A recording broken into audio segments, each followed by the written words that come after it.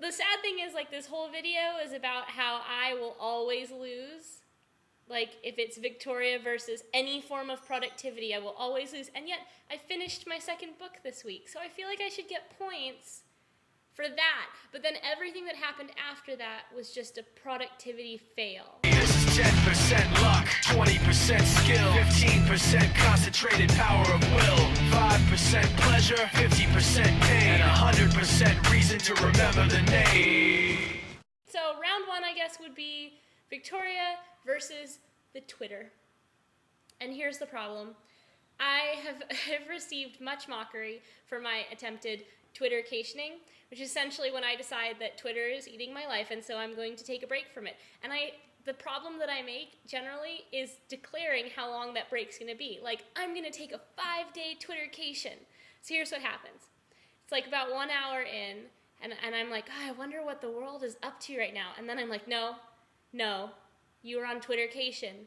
You're not going to check Twitter. You're not going to check Twitter.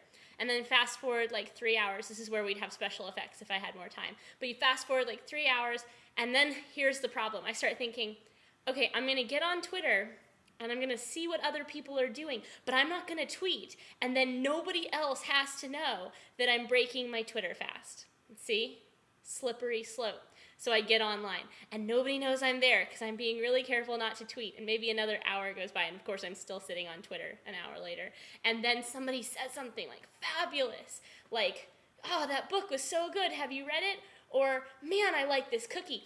And I feel the need to tweet, like, I like cookies too, you know? Or, I hated that book. I don't say that. I won't talk about books I don't like on Twitter. But the point is, it's like this horrible.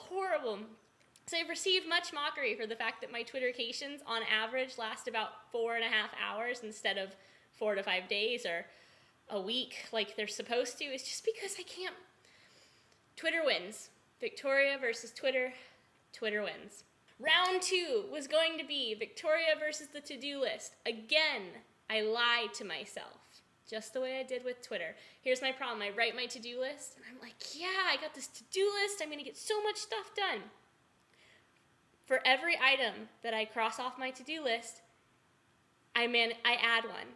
I don't mean to, but it's like, oh, I got that done, and then I think of something else I have to get done. So by the end of the day, I have lots of crossed out things, number of items on my to-do list, exactly the same.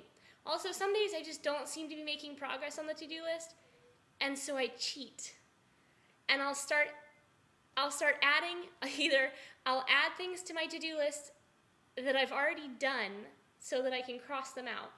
And the worst crime is that I'll add things to my to-do list that could not reasonably be counted on a to-do list, like take a shower, eat lunch, eat the cookie, take a break. Take a break is probably my favorite thing to put on to-do lists because I'm so eager to do it then. I'm like, yeah, I'm going to go do this item on my to-do list. I'm going to take a break. I was looking at this. I was like, Victoria, where are you going to find the connective tissue? What does Twitter and the to-do list have in common? And you know what it is? It's lies. It's lies. I lie to myself.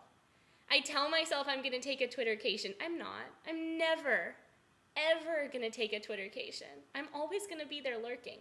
Do you see my cat lurking behind me on the stairs? That was creepy. Anyway, I'm never going to finish a to-do list, ever. I should know these things about myself. I should.